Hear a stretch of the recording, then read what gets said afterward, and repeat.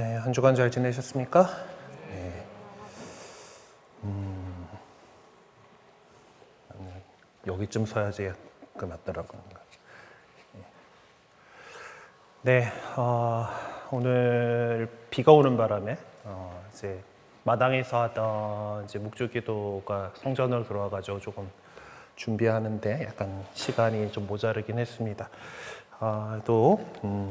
오늘 이야기 나갈 것들 같이 또 배워 나가 보도록 하죠. 네, 이 시간 시작하면서 주님의 기도로 시작하겠습니다. 성부와 성자와 성령의 이름으로 아멘. 하늘에 계신 우리 아버지의 이름이 거룩히 빛나시며 아버지의 나라가 오시며 아버지의 뜻이 하늘에서와 같이 땅에서도 이루어지소서. 오늘 저희에게 일용할 양식을 주시고 저희에게 잘못한 일을 저희가 용서하오니 저희 죄를 용서하시고 저희를 유혹에 빠지지 않게 하시고 악에서 구하소서. 아멘. 성부와 성자와 성령의 이름으로 아멘. 네, 우리 이제 2장 선교사들의 복음 선포에 대해서 이제 보고 있습니다. 제일 중요한 거가 이제 복음을 선포하는 거죠. 기쁜 소식을 전하는 거고, 그 기쁜 소식이 이제 예수님께서 부활하셨습니다라고 하는 것이 이 초대교회 선교사들, 그러니까 이제 사도들이 세상을 향해서 외쳤던 복음이 그 예수님께서 부활하셨습니다. 근데 그것만 갖고 얘기하기에는 너무 그 말만 하기에는 또 뭐 없잖아요. 그렇죠? 아쉽죠? 뭐 아쉽고, 그리고 그걸 갖다가 그 예수님께서 부활하셨습니다. 하느님께서 십자가에 매달려 돌아가셨던 그분을 다시 일으켜 세우셨습니다. 라고 하는 그 말만 갖고 계속 할 수는 없기 때문에 이것들을 여러 가지 아무래도 우리 인간의 언어의 한계를 어떻게든 극복하기 위해서 다양한 방법들로, 이미지들로 이제 부활에 대해서 설명했다라는 것을 이제 개요와 이제 그 개괄적 연구를 통해서 지난 시간에 살펴보았습니다. 이제 우리는 그것들을 더 본문 속에서 좀 더 집중해서 들여다보면서 이제 살펴보려고 합니다. 이번에 첫 번째 집중적 연구에는 그 캐리그마 형태가 어떤지 코린토전서 15장 1절에서 11절의 말씀을 가지고서 한번 살펴보도록 하겠습니다. 네, 본문이 나와 있으니까 본문부터 읽고 시작할게요. 형제 여러분, 내가 이미 전한 복음을 여러분에게 상기시키고자 합니다. 여러분은 이 복음을 받아들여 그 안에 굳건히 서 있습니다. 내가 여러분에게 전한 이 복음 말씀을 굳게 지킨다면, 또 여러분이 헛되이 믿게 된 것이 아니라면 여러분은 이 복음으로 구원을 받습니다. 나도 전해받았고 여러분에게 무엇보다도 먼저 전해준 복음은 이렇습니다. 곧 그리스도께서는 성경 말씀대로 우리의 죄 때문에 돌아가시고 묻히셨으며 성경 말씀대로 사한 날에 되살아나시어 케파에게 또 이어서 12사도에게 나타나셨습니다. 그 다음에는 한 번에 500명이 넘는 형제들에게 나타나셨는데 그 가운데 덜어는 이미 세상을 떠났지만 대부분은 아직도 살아 있습니다. 그 다음에는 야고보에게 또 이어서 다른 사도에게 나타나셨습니다. 맨 마지막으로는 칠삭둥이 같은 나에게도 나타나셨습니다. 나는 사도들 가운데 가장 보잘것없는 자로서 사도라고 불릴 자격조차 없는 모입니다. 하느님의 교회를 박해하였기 때문입니다. 그러나 하느님의 은총으로 지금의 내가 되었습니다. 하느님께서 나에게 베푸신 은총은 헛되지 않았습니다. 나는 그들 가운데 누구보다도 애를 많이 썼습니다. 그러나 그것은 내가 아니라 나와 함께 있는 하느님의 은총이 한 것입니다. 그리하여 나나 그들이나 우리 모두 이렇게 선포하고 있으며 여러분도 이렇게 믿게 되었습니다. 라고 고린토 사람들에게 보낸 첫 번째 편지에서 바오로 사도께서 이렇게 적었습니다. 자, 사도 바오로는 코린토 신자들에게 보내는 서간 안에서 복음의 핵심적인 내용을 선포하고 있어요. 그와 동시에 그 복음의 성격이 어떤 것인지를 분명하게 밝히고 있는데, 바오로가 이 캐리그마의 성격을 밝히기 위해 사용한 표현이 어떤 것인지를 지적해보라라고 이렇게 되어 있습니다. 뭘까 하고 생각이 좀 들죠. 본문을 한번 다시 들여다봅시다. 이 가운데에서 되게 강조하고 있는 부분이 있어요. 네. 내가 이미 전한 복음을, 여러분에게 전한 이 복음 말씀을, 그리고 나도 전해받았고 여러분에게 무엇보다 먼저 전해준 복음은 이렇습니다 라고 지금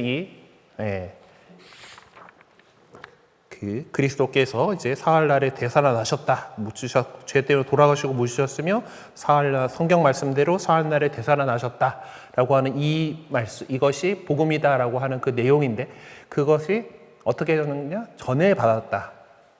우리도 다 그렇죠. 저도 우리 부모님께로부터 전해받았고, 저희 주일학교 선생님들, 신부님, 수녀님들로부터 전해받았던 믿음입니다. 여러분도 누군가에게 전해받았고 또 그렇게 입교했습니다. 왜냐하면 사실 우리가 독학으로 할 수가 없죠. 그냥 막 그 이치를 깨닫기 위해서 세상은 어찌지 하고 하다가 그리스도교 진리에 그렇게 자기만의 힘으로 도달할 수는 없습니다. 전해받은 거고 하나님께서 그것을 보여주셨고 그것을 보여주신 사람들로 구성된 교회 공동체를 통해서 전해받았기 때문에 이 신앙을 살아갈 수 있는 거죠. 그래서 이 캐리그마의 성격을 밝히기 위해 사용한 표현, 바로 전해받은 복음이다라는 여러분들이 전해받은 그 복음이다라는 거죠.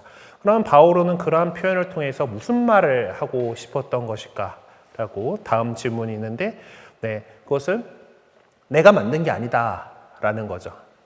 바오로 사도가 우리 교회의 어떤 교리를 형성하는 데 있어서 많은 역할을 한 것은 사실이긴 하지만은 그것이 그의 창작물이 아니다라는 거죠. 바울은 코린토 신자들에게 자신이 전하는 복음이 자기가 창출하거나 만들어낸 것이 아니라 목격 증인들로부터 전해받은 것임을 명확히 하고 있습니다. 그러니까 본문 내용 속에 예수님께서 이제 부활하신 예수님께서 나타나셨는데 누구한테 나타나셨다. 그리고 나한테도 맨 마지막에 그렇게 나타나셨다라고 강조를 하시죠. 그러니까 그걸 통해서 이게 이 말씀이 바오로 혼자서 떠드는 것이, 혼자서 만들어낸 이야기가 아니라 이렇게 목격한 증인들이 있고 그들이 같이 나나 그들이나 우리 모두가 전하는 복음이다라는 거죠. 그러니까 그런 목격 증인들로부터 전해받은 것이다라는 걸 확신을 하면서 복음이라는 것은 전승을 통해서 주어진 은총입니다라는 것을 밝히고 있는 것입니다. 자, 여기서 반복적으로 사용된 동사는 전한이라는 그리스어 동사인데요. 이제 저 본문에는 전해받았고 전해준 이런 건데, 에우안겔리사멘이라고 지금 적혀 있는데 세 번째 글자가 찾아보니까 이더라고요. A가 아니고, 무슨 에우에겔리사멘인데, 이거 이제 이 앞에 두 개의 전한이 이 단어를 쓰고 있다라는 거예요. 에완겔면은 이제 그 복음을 얘기하는 에완겔리온하고 같은 그 단어 계열이다라는 거가 딱 보이는 그런 그 단어죠. 이제 복음이라는 것도 기본 소식, 전해진 소식이니까 그러니까 소식을 전한 거겠죠. 그런 단어다라는 거죠. 그리고 그 밑에 줄에 있는 전해받았고 전해준이라고 하는 거는 이제 그 파레라본이라고 하는 동사가 전해받았고, 이제 전해받은 거고, 전해줄 때는 이제 파레도카라고 이렇게 쓰고 있는데, 이 두 단어는 이제 능동형이냐 수동형이냐 차이겠죠.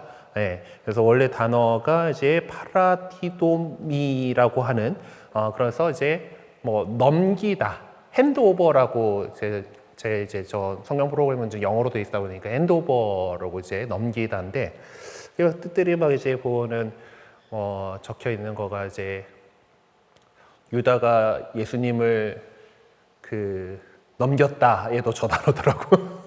어쨌든 그렇게 배신하다 이런 것들도 그렇게 들어가긴 하는데, 어쨌든 여기서 그냥 전달했다, 위임했다, 이제 이런 뜻으로 이제 맡겼다라고 하는 그런 단어로서 이제 사용을 하고 있습니다.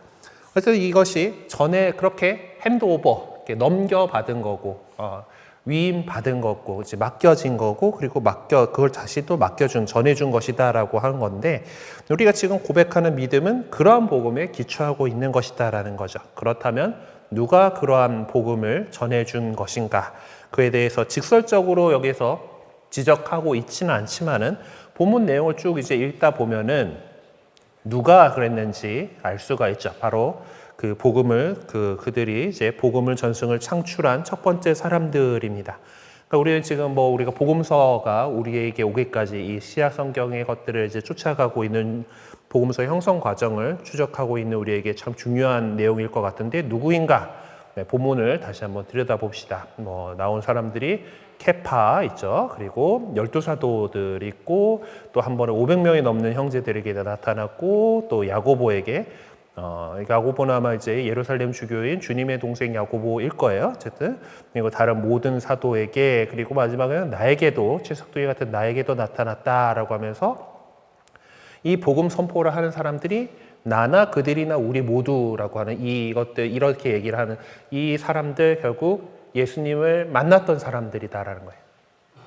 이제 부활하신 예수님께서 그들에게 나타나셨다라고 얘기하면서 이 사람 저 사람 저 사람 이렇게 얘기를 하고 그들이 복음을 이렇게 선포하고 있다. 예, 그러니까 지금 이 질문에 과연 누구인가라고 하는 것은 예수 그리스도 사건을 목격한 증인들이다라는 거예요. 사도 바오로께서 자신이 칠삭도기 같다라고 얘기하는 것 중에 하나가 여기 언급한 많은 사람들 가운데서 많은 수는 예수님께서 공생활 하실 때부터 이제 같이 뵀던 사람들인데 자기는 그 초창기에 특별히 예수라고 하는 사람을 만날 생각도 없었고 그리고 교회가 이제 처음 이제 성령 강림 이후에 이렇게 퍼져나갈 때 자신은 오히려 박해했던 사람이고 그렇지만은 다마스쿠스로 가는 그 길에서 부활하신 이 주님을 만났기 때문에 그래서 이제 자신도 목격 증인으로서 이제 이 이야기를 하고 있는 거긴 하지만은 다른 사람들에 비해서 자신은 정말 이제 예수님을 진하게 만나지는 못했던 것 같다라고 하는 그런 자격지심을 갖고 있는 표현이라고 할 수가 있겠죠. 네. 어쨌든 이 복음을 선포하는 사람들이 이제 전해준 그것은 목격했던 예수 그리스도를 목격한 사람들, 목격 증인들이 한 이야기가 복음이다라는 거죠. 자, 그러면 바오로가 코린토 신자들에게 전한 믿음의 핵심적인 내용 속에서는 모든 사람이 아무런 의구심 없이 받아들일 수 있는 역사에 근거한 주장이 있고 믿음의 차원에서만 인지될 수 있는 주장이 섞여 있습니다. 네, 역사적으로 이것까지는 다들 맞아라고 얘기를 할 수가 있는 부분이 있겠죠. 자, 그럼 역사적인 주장의 내용은 어떤 것이고 신앙의 차원에서만 인지될 수 있는 주장은 어떤 것인가? 그거를 좀 찾아보라라고 했는데 결국 그렇습니다. 역사적으로 다 동의될 부분들은 예수님이 죽었으니까 묻혔다겠죠, 그렇죠? 그리스도께서는 성경 말씀대로 우리 죄 때문에 돌아가시고 묻히셨으며라고 하는 것. 요거는 그때 그러니까 예수님께서 부활하셨다 그 이후가 믿음이 없는 사람들한테는 어떻게 그럴 수가 있어라고 할 부분이잖아요, 그렇죠? 십자가에 못 박혀 죽었다라는 건 맞고 그리고 우리 신경에서도 보면은 그거를 언제다라고 하는 걸 정확하게 해서 그 당시 총독 이름을 계속 들먹이고 있죠. 본시오 빌라도 통치 아래서 고난을 받으시고라고 그 역사적인 그 시점에 예수님께서 돌아가시고 묻히셨다라고 하는 그 표현이 이제 역사적인 주장이다라고 한다라면은 그 다음에 부활하신 부분부터는 믿음이 없으면은 인정할 수 없는 부분이죠. 그렇죠? 그리스도께서는 사흘날에 되살아나셨고 나타나셨습니다. 나타나셨습니다라고 얘기하는 예수님께서 되살아나셨고 부활하셔서 나타나셨다. 그 부활하신 부활하신 그분을 나타나셨고 만났다라고 하는 것을 이야기를 하고 있는 거죠. 자, 그래서 결국 이 정리를 해보자면은 이렇게 정리할 수가 있을 거예요. 역사적 주장은 3절에 나오는 그리스도께서 돌아가시고 묻히셨다라고 하는 내용일 거고 믿음의 주장이라고 하는 4절에 나오는 그리스도께서 사흘날에 되살아나셨다. 하셨다라고 하면, 그리고 그 뒤에부터 쭉 나오는 그리스도께서 나타나셨다라고 하는 내용이 바로 신앙의 차원에서만 인지할 수 있는 그런 주장이다라고 할 수 있겠죠. 자, 4절에 나오는 사흔날에라는 표현은 시간적인 의미로 사용된 것이 아니다라고 얘기를 하고 있습니다.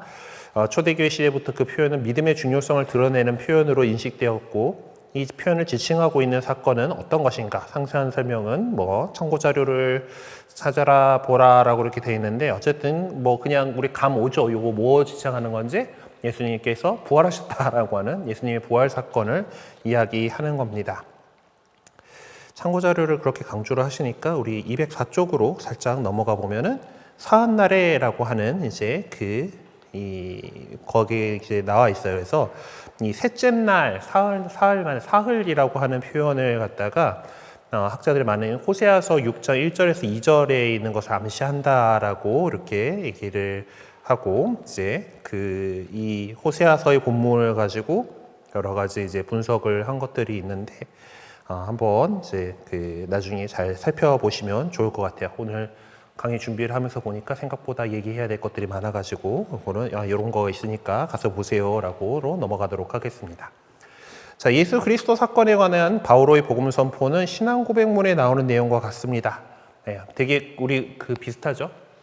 네, 본시별을 통찰해서 수고하시고 십자가 못 박혀 돌아가시고 묻으셨으며 저승에 가시어 사흔날에 죽은 이 가운데서 부활하시어 사흔날에 부활하시어 라든가 못 박혀 돌아가시고 묻히셨다라고 하는, 돌아가시고 묻히시고 사흘날에 부활하셨다라고 하는 이제 그 이야기들이 정형화되어 있는 이제 이 신앙 고백문으로 이게 딱 들어온 내용과 같습니다. 그러니까 근데 바오로가 믿음의 핵심 내용으로 선포하고 있는 예수 그리스도에 관한 내용들을 눈여겨보면은 그분의 행적에 관련되는 동사들이 이제 단순 과거형, 이제 저도 그리스어를 옛날 옛적에 이제 신학교 때 배울 때 참 저기 그리스어에 있는 좀 독특한 시제이긴 해요.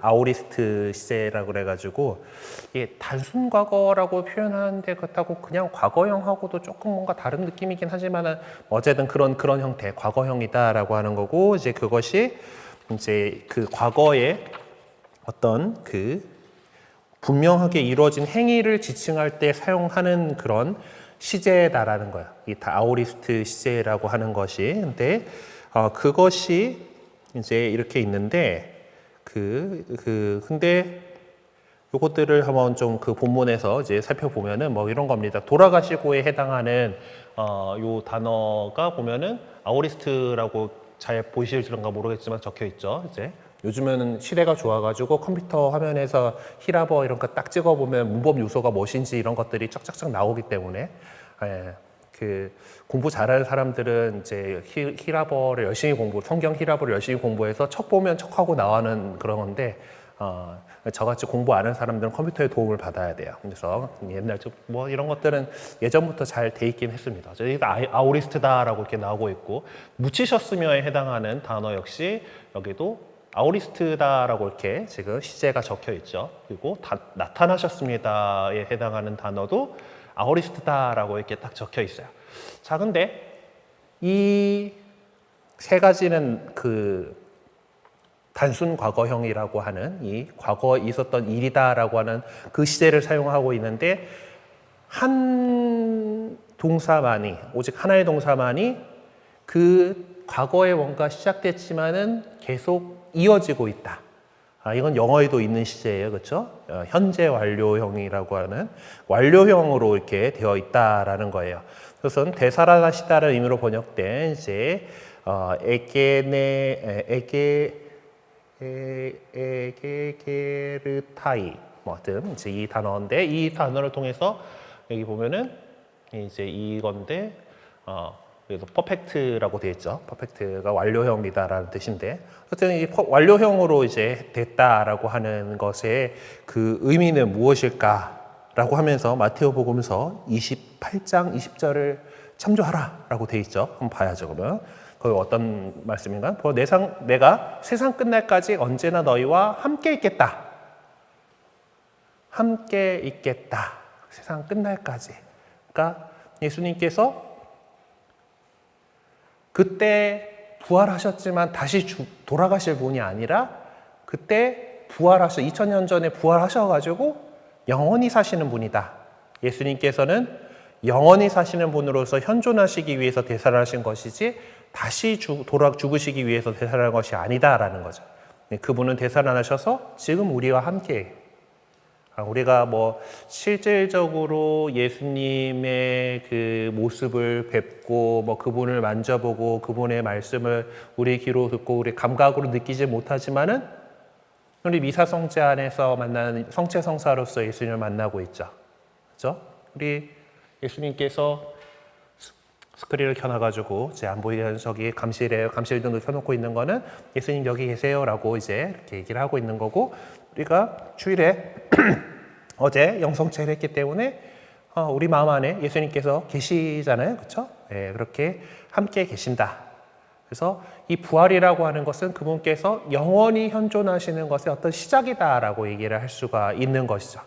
그렇기 때문에 다른 것들은 돌아가시고 묻히셨고 나타나신 것들도 지금 예수님께서 짠하고 나타나시진 않잖아. 그렇죠? 네.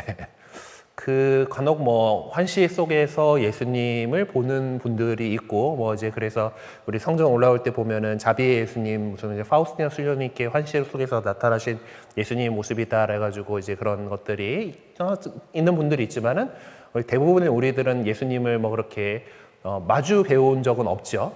예, 그게 뭐 어쩔 수 없습니다. 뭐 그런 거니까. 그렇지만은 예수님께서 부활하셨다, 되살아나셨다라고 하는 것은 우리 믿음 안에서는 확실한 거죠. 그리고 그것은 지속되고 있는 거기 때문에 완료형을 사용을 했다라고 하는 것을 볼 수가 있습니다.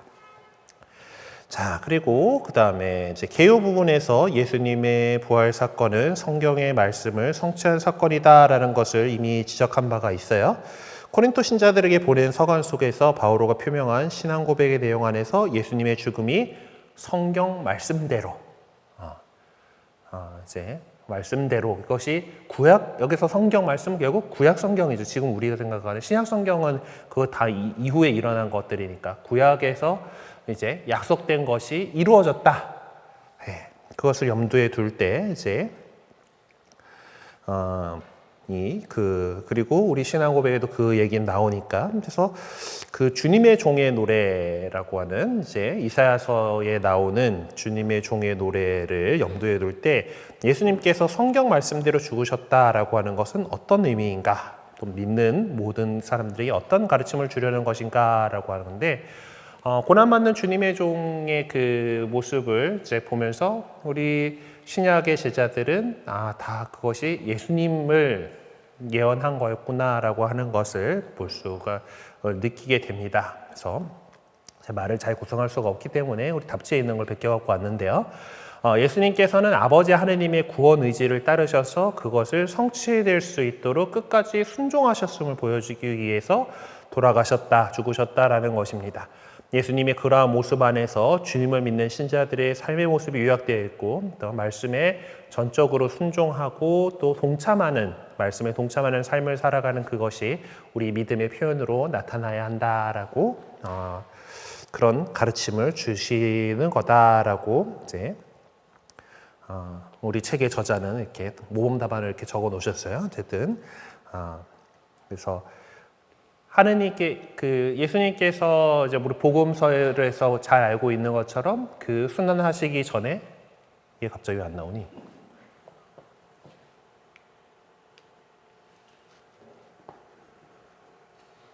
모시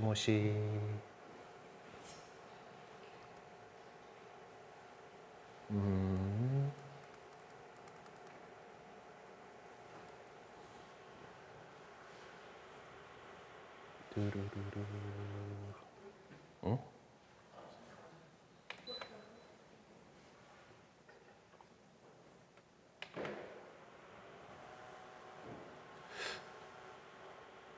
또 좀 오래 쓴 물건이긴 한데요. 저 EBX18이면은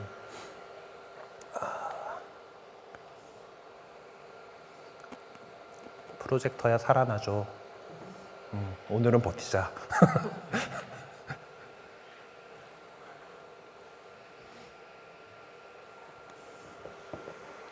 램프 나갔나 진짜? 뭐 안 되는데 책이 있으니까요, 그렇죠? 네, 책이 있으니까 책 보고 갑시다. 네, 나왔어요? 나와도 근데 지금 얘가 램프 상태가 별로 안 좋아 보여. 어쨌든 네, 그래서 요런 그 내용이다라는 거예요. 자, 그럼 집중적 연구 2번으로 넘어가 보도록 합시다. 네, 이번에는 이제 전례적인 찬가 필리피서 2장 6절에서 11절. 네, 제가 교회막 애호가기 때문에 이제 이런 거에 되게 민감하게 하고 있는 거는 지난번에 말씀드렸으니까 그렇게 하고 네, 아무튼 그렇습니다. 찬가예요. 네, 성경에 나오는 운율이 있는 그거니까. 네. 자, 뭐 본문 이제 사도 바오로의 필리피서 2장 6절에서 11절에는 모든 인간의 구원을 위해서 철저하게 자신을 낮추신 그리스도의 모범을 제시해 줍니다.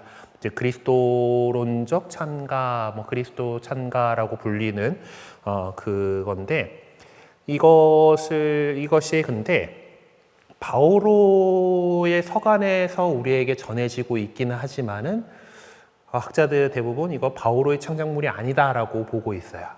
그냥 그 당시 이미 이렇게 불리고 있던 그런 찬가를 이제 바오로가 수록한 거다라고 보고 있는 겁니다. 뭐 아무래도 노래로 하는 것이 잘 외워지니까 이제 그렇게 했을 것 같은데 어쨌든 그 가사를 이렇게 제공을 한 거죠. 우리는 그때 어떤 노랫가락으로 불렀는지는 알 수가 없으니까 그냥 성경에 적혀 있는 것을 읊어보도록 합시다. 그분께서는 하느님의 모습을 지니셨지만 하느님과 같음을 당연한 것으로 여기지 않으시고 오히려 당신 자신을 비우시어 종의 모습을 취하시고 사람들과 같이 되셨습니다. 이렇게 여느 사람처럼 나타나 당신 자신을 낮추시어 죽음에 이르기까지 십자가 죽음에 이르기까지 순종하셨습니다. 그러므로 하느님께서도 그분을 드높이 올리시고 모든 이름 위에 뛰어난 이름을 그분께 주셨습니다. 그리하여 예수님의 이름 앞에 하늘과 땅 위와 땅 아래에 있는 자들이 다 무릎을 꿇고 예수 그리스도는 주님이시라고 모두 고백하며 하느님 아버지께 영광을 드리게 하셨습니다. 라고 하는 아름다운 찬가입니다. 자, 이 본문 내용 안에서 아버지 하느님께서 하신 일들이 무엇인가? 예.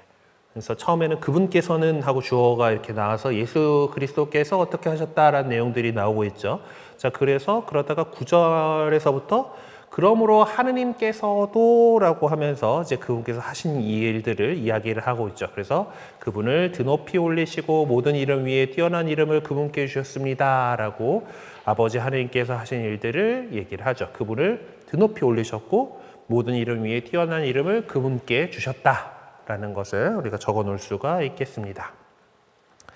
자, 그러면은 이렇게 하느님 아버지께서 해 주시게 된 그리스도께서 하신 일들이 있겠죠. 그리스도께서 이루신 업적은 어떤 것들인가라고 하면은 앞쪽에 나와 있는 것들이 그거죠. 거기서 가장 중요한 것들이 자기 자신을 비우시어 종의 모습을 취하시고 사람들과 같이 되셨습니다.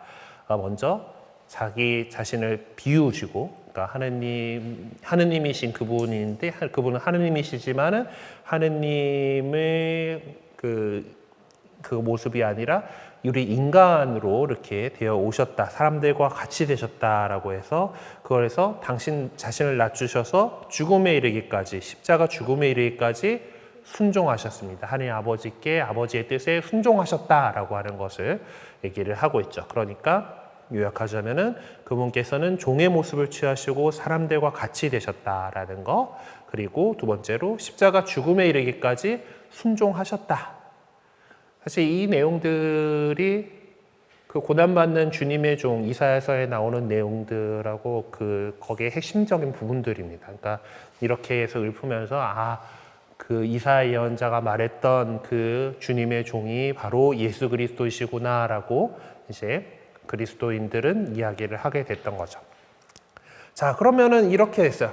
이렇게 예수님께서 자기 자신을 낮추시고 십자가 죽음에 이르기까지 순종을 하셨고, 그래서 하나님 아버지께서 이제 그분을 이제 들어 높이시고 또 뛰어난 이름을 주셨어요. 그러면은 그 다음에 우리는 어떻게 해야 되죠? 라고 하는 내용들을 이제 신자들은 어떤 태도를 가져야 될까라고 하는 거 본문에서 결국 보면은, 그래서 그리하여부터 10절에서 나오죠. 그리하여 예수님의 이름 앞에 하늘과 땅 위와 땅 아래에 있는 자들이 다 무릎을 꿇고, 그러면 우리는 어디 있어요? 땅 위에 있잖아. 땅 위에 있는 자들이니까 우리 예수님께 무릎을 꿇고 승복하고, 예수 그리스도는 주님이시라고 모두 고백하며 하나님 아버지께 영광을 드리게 하셨다. 영광을 드려야 한다라고 이제 얘기를 하는 거죠. 그러면 그리스도 신자들은 어떤 태도를 가져야 하는가 정리를 해보면은, 예수님의 이름 앞에 다 무릎을 꿇고 예수 그리스도는 주님이시라고 모두 고백하며 하나님 아버지께 영광을 드려야 한다라고 요약을 해볼 수가 있겠죠. 네. 어떤 태도를 가져야 하느냐 이제. 자, 그러면은 이 내용들 이제 그 예수 그리스도께서 어떻게 하셨고, 그 다음에 그래서 그 하느님 아버지께서 어떻게 하셨고, 그래서 이제 이 온 세상의 피조물과 이 우리 그리스도인들은 어떻게 해야 된다라고 이렇게 얘기를 한 것들이 이제 그 골자인데, 그걸 토대로 해서 하느님 아버지와 주님이신 그리스도와 믿는 사람들과의 관계를 설명을 해보라. 네. 라고 돼 있는데, 어쨌든 자. 하느님의 계획에 따라서 당신 외아들을 우리에게 보내주셨죠. 하느님께서는 세상을 참 좋은 곳으로 보시니 좋았다라고 하시면서 좋은 곳을 만들었는데, 우리 인간이 순종하지 않아가지고 죄가 인간 안으로 세상으로 들어왔죠. 자, 그래서 첫째 아담이 순종하지 않은 것에 대해서 둘째 아담인 예수님께서는 순종, 그 십자가 죽음에 이르기까지의 그 순종으로서, 그 겸손함으로써 이제 우리를 구원해 주셨고, 그리고 그 아버지의 뜻을, 세상을 구원하시려는 그분의 뜻을 이루셨다라고 하는 거예요. 네, 믿고 모든 그래서 이제 이거를 또 우리 답안지 정리해 놓은 거를 좀 적어 드려야겠죠, 그렇죠? 네. 그래서 하느님께서는 예수 그리스도를 우리에게 보내주시고, 예수님께서는 아버지의 뜻을 따르시고 끝까지 순종하심으로써 아버지의 뜻을 이루셨다. 그래서 믿는 모든 사람들은 구원의 은총 속에 살고 있는 사람들이므로 하느님과 그리스도께 찬미와 영광을 드려야 하죠. 그래서 이러한 행위는 우리가 구원의 그 실제를 살아간다. 구원받은 사람으로서. 네. 물론 여전히 우리가 살고 있는 이 세상은 아직 안이 완성됐기 때문에, 하나님 나라가 이 세상에 오긴 했지만은 아직 안이 완성됐기 때문에 여전히 뭐 고통도 있고 어려움도 있고, 그리고 우리도 부족하고 잘못 저지르고 그러고 살아가긴 하지만은 이미 이루어진 것, 우리가 하느님의 자녀가 됨으로써 죄를 용서받고 구원받았다라고 하는 그 확신을 가지고 살아가기 위해서 살아가고, 그렇기 때문에 당연히 그것을 이루어주신 그리스도와 그분을 보내신 하느님 아버지께 찬미와 영광을 드리는 것은 당연한 수순인 거죠. 네. 그래서 이런 내용들로 정리를 해두시면 되겠습니다. 자, 그러면은 예수님의 부활을 설명하는 데 있어서 어떤 이미지, 그것도 하나 빼먹었구나. 예수님께서 부활하셨다는 것을 전해주는 구절을 지적하고, 여기서 어떤 식으로 표현하고 있는지 지적해 보라라고 이렇게 다음 문제가 있는데요. 자, 여기서 예수님께서 부활하신 것은 하느님께서도 그분을 드높이 올리시고 모든 이름 위에 뛰어난 이름을 그분께 주셨습니다라고 하는 내용이겠죠. 앞에 있는 내용들 안에서는 죽음에 이르기까지 순종하셨습니다라고 그리스도께서 하신 일들에 대해서 얘기를 했죠. 근데 그분을 부활시키신 것은 하느님 아버지께서 하신 거잖아요. 그래서 그것을 갖다가 드높이 올리셨다라고 얘기를 하는데, 요거는 우리가 전 시간에 배웠던 이제 그 당시 유다인들이나 근데 근동 지역 사람들의 세계관에서 따져봐야 되는 거잖아요. 그렇죠? 우리는 땅 위에 사는 사람들이잖아요. 땅에 사는 사람들이고, 그러면은 죽으면 보통 어떻게 돼요? 어떻게 된다고 했어요? 죽은 자들의 공간은 땅 밑이잖아요. 그렇죠? 아래로 내려가는, 저승에 가시는 거예요. 그렇죠? 저승에 가는데, 그것이 아니라 하느님께서 들어 올리셨단 말이에요. 다시 하늘로 들어 올리셨다라고 하는 것에서 이제 그 표현들이 이제 9절에 나오는 드높이 올리시고 뛰어난 이름을 주셨다라고 하는 것이 예수님께를 죽음에서 부활시키셨다. 죽었으면은 묻혀서 지하로 내려갈 건데 들어 올리셨다라고 하는 것에서 이제 하늘로 이제 하느님의 그 세계로 올라가셨다. 그래서 죽음에 더 이상 머물러 계시지 않은 것이다라고 얘기할 수가 있는 거고, 그러니까 부활한 것이다라고 이렇게 얘기할 수가 있는 것입니다. 높이 올리시고 뛰어난 이름을 주셨다라는 것에서 그 구절이 있다라는 거예요. 자, 예수님의 부활을 설명하는 데 있어서 어떤 이미지가 사용되고 있는가라면서 6절에서 9절과 이사야서 아까 얘기했던 그 고난받는 주님의 종의 그 노래에 대한 구절이 제시가 되어 있네요. 그럼 아까 본문에서 이제 보면은 이 이사야서의 이제 이런 것과 닮아 있는 이사야서의 내용과 닮아 있는 부분이 아까 종의 모습, 그러니까 고난받는 주님의 종이라 그랬잖아요. 이사야서의 그 고난받는 주님의 종의 노래라고 보통 얘기하는 그 부분인데, 그래서 종이 되었다. 그러니까 종은 주인의 뜻을 따르는 거죠. 그래서 그렇게 이제 종의 모습을 취하셨고 십자가 죽음에 이르기까지 순종하셨다라고 하는 것을 그것들을 느낄 수 있게 되는데, 그것이 이사야서에 나오는 그 안에서 딱 볼 수 있는 것이 죽음에 이르기까지 그러니까 죽음에 이르기까지가 아예 그냥 같은 표현으로 나오고 있죠. 그리고 십자가는 그 당시 우리가 십자가 얘기를 하면 알겠지만은 선고받고 그 십자가를 자기가 짊어지고 형장까지 가야 됐어요. 그래서 그런 것처럼 여기 이사야서에서도 그가 많은 이들의 죄를 메고 갔으며 라고 하는 그 표현에서 십자가형을 그리고 무법자들을 위하여 빌었기 때문이다. 그래서 예수님께서 아버지 저들을 용서해 주시오. 저들은 지금 자기들이 무엇을 하는지 모르고 있습니다라고 그들을 위해서 기도하시잖아요. 이제 그런 것들을 이제 연결 지을 수가 있는 거죠. 예수님의 그 모습에서 성경 좀 했다라고 하는 유다계 그리스도인들 같은 경우는 구약 성경에 저 대목을 떠올리면서 하는 것. 예수님이시구나라고 해서 그래서 어떤 이미지가 사용되고 있냐? 이사야가 말하고 있는 고통받는 주님의 종의 모습이다. 네, 그 모습의 이미지가 지금 그리스도 참가에서 그대로 사용되고 있다라는 거예요. 예수 그리스도를 향해서 딱 그렇게 사용되고 있다라는 것을 볼 수가 있습니다. 그래서 필리피서 2장 6절에서 11절을 이제 흔히 그리스도론적인 참가라고 칭합니다. 여기서는 예수님의 모습을 두 가지 면에서 조명해 주고 있어요. 즉 예수님께서는 첫 번째 인간인 아담처럼 행동하지 않으셨고, 창세기 3장 5절의 건데 이따가 그 본문도 한번 봅시다. 그리고 이사야서에 나오는 고통받는 주님의 종처럼 행동하셨습니다. 그래서 예수님께서 지니신 그런 모습은 그리스도의 신비를 밝혀주기 위한 것이었어요. 창세기 이제 3장 5절과 이사야서 53장 10절을 직접 찾아서 적으면서 아담과 같지 않은 예수님의 모습과 고통받는 주님의 종이신 예수님의 모습을 묵상해보라 라고 되어 있는데, 지금 찾아보시기 어려울 것 같아가지고 적어왔어요. 창세기 3장 5절은 뱀의 대사입니다. 뱀의 대사고 이제 하와한테 꼬시고 있는 장면이에요. 너희가 그것을 먹는 날 너희 눈이 열려 하나님처럼 되어서 선과 악을 알게 될 줄을 하나님께서 아시고 그렇게 말씀하신 것이다 라고 하는 그 장면. 그러니까 피조물로서의 그 지위, 하느님께서 당신의 동산을 맡기고 당신의 피조물들을 잘 돌보도록 맡기신 자신의 그 처지를 생각하지 않고 하느님처럼 되려고 했던 거죠. 아담이 지은 죄는 그거야. 하느님처럼 되려고 했다라는 거예요.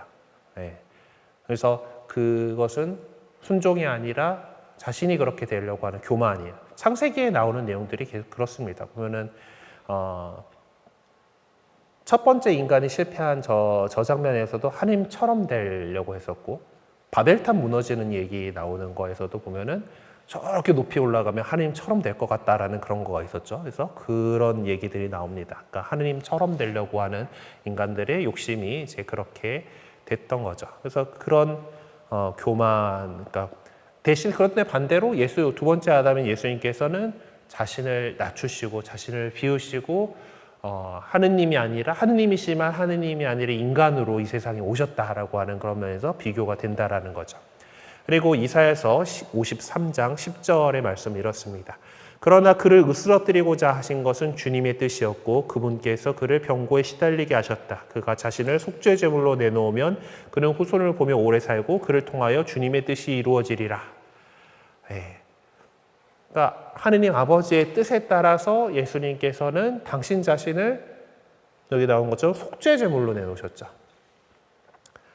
이 역시 이제 이 동네 사람들, 옛날 사람들의 그 사고관, 가치관을 이제 봐야 되는 건데, 그 구약에서는 짐승을 잡아가지고 피를 보잖아요, 그렇죠? 그게 그 죽을 죄를 저질렀으면은 죽어서 갚아야 돼요. 그러니까 옛날 그 근동 지역의 어떤 그건데, 근데 사람을 그렇다고 매번 죽일 수는 없잖아요. 그래서 그 짐승한테 죄를 뒤집어 씌우고 개를 죽여요. 그 피를 바쳐가지고 내가 깨끗해졌다. 속죄 제물이라고 하는 거는 그런 거예요. 그런 의미를 담고 있어요.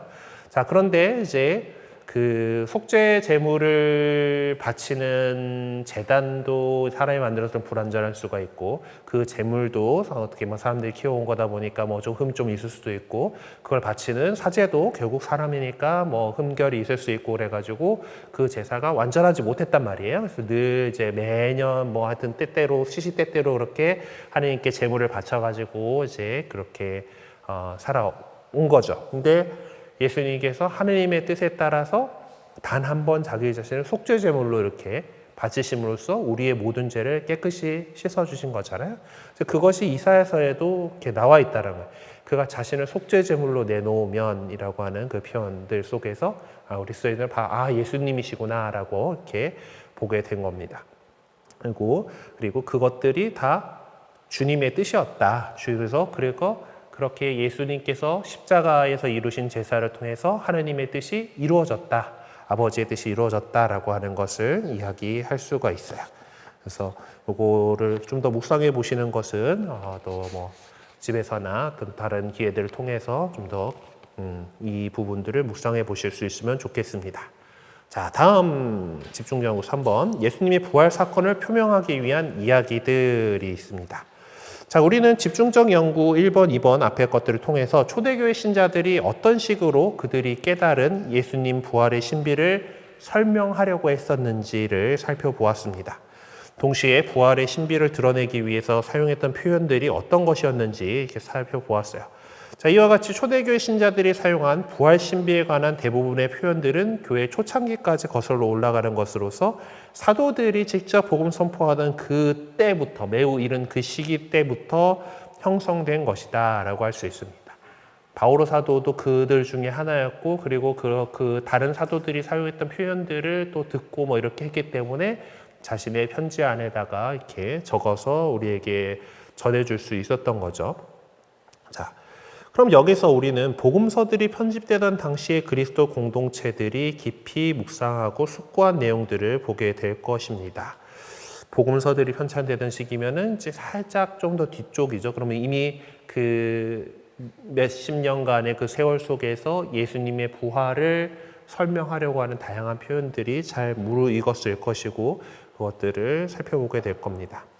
우리는 그것들 속에서 사도들이 부활의 신비를 복음으로 선포하던 시대에 사용했던 동일한 형식들, 어떤 그 공통된 형식들을 좀 찾아볼 수가 있을 것 같아요. 그래서 이 두 가지 이야기를 좀 비교해서 보려고 하는데요. 그래서 이거 보니까 마테오복음서하고 루카복음서 본문이 나와 있습니다. 성경책을 펼쳐보시게 되면은 요 두 본문의 소제목이 제자들에게 나타나시어 사명을 부여하시다라고 되어 있는 것을 볼 수가 있어요. 네. 마테오복음서 거 봅시다. 11제자는 갈릴레아로 떠나 예수님께서 분부하신 산으로 갔다. 그들은 예수님을 뵙고 엎드려 경배하였다. 그러나 더러는 의심하였다. 예수님께서는 그들에게 다가가 이르셨다. 나는 하늘과 땅의 모든 권한을 받았다. 그러므로 너희는 가서 모든 민족들을 제자로 삼아 아버지와 아들과 성령의 이름으로 세례를 주고 내가 너희에게 명령한 모든 것을 가르쳐 지키게 하여라. 보라, 내가 세상 끝날까지 언제나 너희와 함께 있겠다라고 하신 말씀이에요. 네. 일단 장소가 마테오 복음은 갈릴레아로 가서 산으로 갔죠. 어디 그 어느 산인지는 잘 모르지만은 이제 그걸 통해 가지고 이제 이 장소가 야외구나라고 하는 것을 알 수가 있습니다. 자, 반면 루카복음서의 경우에는 이제 그 다른 복음서에는 없는 엠마오로 가는 제자들에게 발현하신 예수님에 관한 이야기를 루카복음사가는 전해줍니다. 그리고 그 엠마오로 갔던 제자들이 예수님을 알아배웠고, 그 가던 길에 막 마음이 딱 뜨거워오다가 이제 예수님께서 더 가시려고 그러니까 엠마오에 자기네들 가려던 곳에서 날도 저물어 가시는데 저희가 묵고 가시지요 이렇게 했는데 밥을 이제 저녁을 이제 먹으려고 그러는데 보통 그러면 집주인이 보통 해야 될 것 같다가 이 예수님이 빵을 쫙 쪼개고 감사기도 드리고 자 이렇게 하니까 이 사람들이 그때 예수님이심을 알아보게 되었고 그 알아보게 되니까 예수님께서 사라지셨다라고 하는 이야기가 있고 그럼 부활하신 예수님을 이들이 만났기 때문에 이 기쁨 소식을 가지고서 한달음에 이제 예루살렘으로 돌아가서 또 해가 져가고 있는 상황에서 밥을 먹으려다가 이제 깜깜한 그 밤길을 열심히 달려가지고 예루살렘으로 갔어요. 그러니까 상당히 늦은 밤이었겠죠. 늦은 밤이었을 것 같은데 그런 그 뒤에 이제 이제 우리가 이렇게 엠마오로 가는 길에서 이제 예수님을 만났었다가 그래서 그분에서 빵을 떼어 나눠 주실 때 우리가 알아봤어라고 하는 얘기를 하고 있을 그때에 예수님께서 그들 가운데 서시면서 평화가 너희와 함께 하고 그들에게 말씀하셨다. 그들은 너무나 두려워 유령을 보는 줄로 생각하였다. 그러나 예수님께서 그들에게 이르셨다. 왜 놀라느냐? 어찌하여 너희 마음에 여러 가지 의혹이 있느냐? 내 손과 내 발을 보아라. 바로 나다. 나를 만져 보아라. 유령은 살과 뼈가 없지만 나는 너희도 보다시피 살과 뼈가 있다. 이렇게 말씀하시고 나서 그들에게 손과 발을 보여주셨다. 그들은 너무 기쁜 나머지 아직도 믿지 못하고 놀라워하는데 예수님께서 그들에게 여기에 먹을 것이 좀 있느냐 하고 물으셨다. 그들이 구운 물고기 한 토막을 드리자 예수님께서는 그것을 받아 그들 앞에서 잡수셨다. 그리고 그들에게 이르셨다. 내가 전에 너희와 함께 있을 때에 말한 것처럼 나에 관하여 모세의 율법과 예언서와 시편에 기록된 모든 것이 다 이루어져야 한다. 그때 예수님께서는 그들의 마음을 여시어 성경을 깨닫게 해주셨다. 이어서 그들에게 이르셨다. 성경에 기록된 대로 그리스도는 고난을 겪고 사흘 만에 죽은 이들 가운데서 다시 살아나야 한다. 그리고 예루살렘에서부터 시작하여 죄의 용서를 위한 회개가 그의 이름으로 모든 민족들에게 선포되어야 한다. 너희는 이 일의 증인이다. 그리고 보라, 내 아버지께서 약속하신 분을 내가 너희에게 보내주겠다. 그러니 너희는 높은 데에서 오는 힘을 입을 때까지 예루살렘에 머물러 있어라. 그리고 이제 예수님께서는 그들을 베타니아 근처까지 데리고 나가신 다음 손을 드시어 그들에게 강복하셨다. 이렇게 강복하시며 그들을 떠나 하늘로 올라가셨다. 그들은 예수님께 경배하고 나서 크게 기뻐하며 예루살렘으로 돌아갔다. 그리고 줄곧 성전에서 하느님을 찬미하며 지냈다라고 전해주고 있죠. 뭔가 마테오 복음하고 이것도 다른 부분들이 안 맞는 부분들이긴 한데 어쨌든 뭐 그런 부분들이 중요한 것보다 이제 이 본문을 연구하기 앞서서 참고 자료에 소개하고 있는 시간적인 개념과 공간적인 개념에 바탕을 두고 있는 이미지들에 관한 내용을 자세히 읽어보라라고 되어 있어요. 이번엔 좀 참고 자료를 많이 활용을 하시는데 199쪽으로 슬쩍 넘어가 보면은 이 부활의 신비를 표현하기 위해서 사용된 이미지들이라고 하면서 시간적 개념의 바탕을 둔 이미지하고 이제 공간적 개념의 바탕을 둔 이미지라고 있는데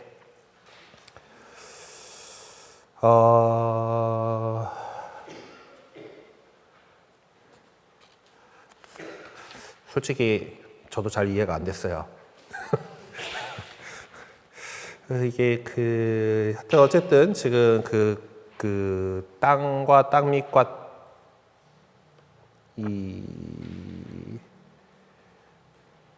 그래서 갖고 있던 부활하다라고 하는 거가 하늘과 땅 밑에서 땅과 땅 밑과 땅이라는 차원에 속한다라고 돼 있는 말도 잘 이해가 안 가기는 하고요. 어쨌든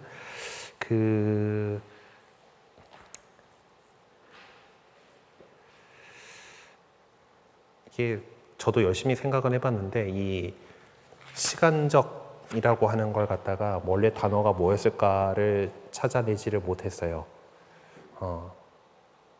하여튼 뭐 그래서 결국 이제 다시 돌아와서 마테오복음서는 그 여기에서 주장을 하고 있는 공간적인 개념의 그런 이미지들만 사용을 한다라고 해요. 그 부활에 관해서 공간적인 이미지를 사용하고 있다 그러는데, 그래서 십자가에서 돌아가신 예수님께서 부활하셨음을 전해주기 위해서 사용하고 있는 공간적인 이미지의 특별한 표현을 찾아서 구절과 내용을 명시하라라고 되어 있는데, 그거로 답지에 명시되어 있는 거는 언제나 너희와 함께 있겠다 입니다. 어쨌든 근데 뭐 시간을 초월하는 개념이잖아요, 그렇죠? 이제 언제나 너희와 함께 있겠다. 세상 끝날까지 언제나 너희와 함께 있겠다라고 하는 것에서 어떤 그런 이제 이미지다라는 거예요. 그래서 자, 그런데 반해서 루카는 시간적, 공간적 이미지를 다 사용하고 있다라고 하는데요. 그래서 이 본문들 가운데에서 시간적 이미지다라고 답안지에 이렇게 제시를 해놓으신 거가 유령은 살과 뼈가 없지만 나는 너희도 보다시피 살과 뼈가 있다. 라고 하는 자신의 어떤 육신을 그대로 보여주시는 그 장면을 갖다가 이제 시간적인 부활의 이미지다라고 표현을 하고 있는데, 이렇게 생각해 볼 수 있을 것 같아요. 아까 저 뒤쪽 그 참고 자료 쪽에서 보면 라자로 이야기를 하거든요. 베타니아의 라자로 이제 죽은 지 나흘이나 되어 냄새가 나고 있습니다라고 하는 거고, 기본적으로 죽은 이들은 썩어서 이제 땅에 묻혀서 이제 썩어서 이제 흙으로 돌아가게 되는 거가 하느님께서 마련하신 섭리다라고 하는 것을 다들 이해하고 있는 그런 거잖아요. 근데 그러니까 그렇게 썩어가게 되는 것은 시간이 지나가는 그런 상황입니다. 근데 유령은 그렇게 해가지고 이미 육신이 소실한 거잖아요. 그래서 죽었던 사람이 다시 눈앞에 보인다라고 하는 것에서 생각해 볼 수 있는 것은 유령이 나타났거나 아니면은 예수님처럼 부활했거나인 건데, 부활이라고 하는 것은 인간의 전인적인, 그러니까 영혼만 이렇게 짠 나타난 유령이 아니라 육체까지 있다라고 하면서 어떤 시간이 흘러간 거를 거꾸로 돌렸어라고 볼 수 있거나 아니면 그걸 초월해 버렸어라고 볼 수 있는 그런 내용인 거로 이해를 할 수 있을 것 같아요. 그래서 내가 이렇게 육신이 있는 존재다, 부활했기 때문에 그 육신이 있다라고 하는 것을, 그리고 그걸 처음에 이제 손과 발도 있고 자 만져봐라고 했는데 제자들이 여전히 못 믿고 있으니까 어떻게 합니까? 먹을 거 좀 있냐 하고 거기서 잡수십니다. 만약에 이 유령이었으면 쑥 하고 툭 떨어졌겠죠. 그래서 집기라도 했겠나? 이게 집지도 못했을 거 아니에요. 자, 예전에 우리나라 제목 뭐였지? 고스트라고 하는 이제 사랑과 영혼이었나? 그치? 거기 보면은 이제 남자 주인공이 사고로 죽고 나서 이제 여주 옆에서 막 이러고 있다가 이제 이게 뭐 안 닿잖아, 이제. 그러다가 막 이 물리적인 부분에 이제 할 수 있는 뭐 힘을 이제 다른 유령한테 이제 배워가지고 뭐 이제 하는 그런 장면이 나오는데, 기본적으로 유령은 현실 세계에 영향을 못 주죠. 그래서 막 육신이 있다라는 거를 내가 정말 부활했어, 너희가 아는 예수야라고 하는 걸 보여주시기 위해서 이렇게 먹는 것까지, 음식물을 잡수시는 것까지 이렇게 했다라고 하는 것을 이제 시간적 이미지로서 이렇게 제시를 하고 있습니다. 자, 그럼 공간적인 이미지로서 이제 루카복음이 이야기하고 있는 예수님 부활이다라고 하는 것에서 제시되어 있는 답안지에 제시되어 있는 것은 저쪽에 그들을 떠나 하늘로 올라가셨다라고 하는 지상이라고 하는 공간에서 이제 하늘로 올라가셨다라고 하는 그런 것에서 공간을 이제 공간적 이미지를 다 이제 사용을 하고 있는 거다라고 이렇게 볼 수가 있어요. 요약 정리하자면은 시간적 이미지에서는 유령은 살과 뼈가 없지만 나는 너희도 보다시피 살과 뼈가 있다라는 39절, 그리고 그들 앞에서 잠수셨다라는 43절의 말씀 구절이 이제 시간적 이미지의 그 부활에 대한 이미지고, 공간적 이미지는 51절에 있는 그들을 떠나 하늘로 올라가셨다라는 구절을 적어두시면 되겠습니다. 그래서 루카는 마테오와 달리 시간적, 공간적 이미지를 다 사용을 하고 있습니다. 그렇지만 그것이 서로 다른 사건을 전하려는 것이 아니라 동일한 사건에 대한 이야기를 전하기 위해서였는데, 그것은 두말할 여지 없이 예수님의 부활 사건에 대해서 여러 가지로 이렇게 설명을 하려고 했던 것이죠. 이렇듯 신약 성경의 저자들은 루카처럼 독자들에게 예수님의 부활을 어떻게 설명하고 그 신비를 어떻게 이해시킬 수 있을 것인가라는 문제로 참 고심을 많이 했던 것이죠. 그래서 시공간적인 이미지를 창출한 것은 이 부활의 신비를 어떻게든 이해시키기 위해서 했던 그 노력의 결실이라고 할 수가 있겠습니다. 루카는 24장 34절에서 정령 주님께서 되살아나셔 시몬에게 나타나셨다라고 직설적으로 밝힌 바도 있습니다. 우리 방금 살펴본 본문 직전에 나오죠. 이제 그 엠마오에서 예수님 만난 제자들이 후다닥 달려와가지고 그 예루살렘에 있는 다른 제자들한테 갔더니 그들이 이미 시몬에게 예수님께서 나타나셨어라고 하는 이야기를 하고 있고, 우리한테도 나타나셨어라고 하는 얘기를 하고 있는데 예수님께서 짠하고 나타나신 상황이잖아요. 그렇죠? 그래서 여기서 나타나셨다라는 표현은 단순히 실체를 드러내 보였다라는 의미 이상의 어떤 심오한 신학적인 의미를 내포하고 있는데, 이것도 참고 자료의 설명 부분을 통해서 확인을 해보시라고 이렇게 오늘 이번 과에서는 참고 자료를 아주 차라리 그냥 본문 안에 넣어두시지 싶을 정도로 사용을 하고 계십니다. 이쪽은 그 뒤에 나타나셨다에 대한 것은 203쪽에 보시면은 나와 있는데, 이게 시작하자마자 그리스도 동사인 옵테 이제 이런 것들 나오고 있어요. 하지만은 그렇게 긴 건 아니니까 보시면 좀 도움이 될 거라고 생각합니다. 아무튼 이제 믿음의 핵심이죠. 우리 부활이라고 할 부활에 대한 것은 믿음, 예수님께서 부활하셨습니다라는 거는 그리스도교 믿음의 핵심인데, 그 신비를 어떻게든 우리 인간이 알아들을 수 있게, 우리 인간 이성으로 이해시키려고 했던 성경 저자들의 고심 어린 노력들의 결과로 신약 성경이 좀 이제 어떤 과정을 통해서 형성되었는지를 조금 이해할 수 있게 해주는 그런 부분이다라고 할 수가 있겠습니다. 자, 그러면은 192쪽의 주제별 연구로 넘어가 보도록 할게요. 사도 바오로가 말하는 그리스도교 신자와 그의 주님이라고 하는 제목입니다. 자, 사도 바오로께서 많은 서간을 우리에게 남겨주셔가지고 그 안에 이제 여러 표현들을 기록해 두셨다라는 것을, 그리스도와 그리스도교 신자들의 연대성에 관해서 다양한 표현들을 사용하면서 설명하고 있습니다. 이 연대성을 표현하는 사도 바오로의 방식은 좀 그만의 독특하고도 고유한 것이라고 할 수가 있어요. 사도 바오로는 그리스도와 그리스도 신자들과의 연대성에 관해서 설명하는 데 있어서 예수님의 파스카 여정인 곧 순환하시고 돌아가시고 부활하신 그 신앙 고백을 근거로 삼고 있고, 그것을 설명하기 위한 수단으로 다양한 동사들을 사용을 하고 있는데, 이런 것들이 있는 거죠. 순환과 죽음에 관해서 이제 돌아가시다라는 동사를 고린도전서 15장 3절, 테살로니가전서 4장 14절에서 사용하셨고, 어떤 넘어간다라고 하는 말도 이제 마르코복음에 나오는 건 바오로가 썼는지 어쩐지 모르지만 하여튼 그런 거 나와 있고, 로마서에서 이제 이런 표현을 사용을 했고요. 고난을 겪다라고 하는 표현도 베드로전서면 바오로 거가 아니긴 하지만 어쨌든 바오로를 비롯해서 다른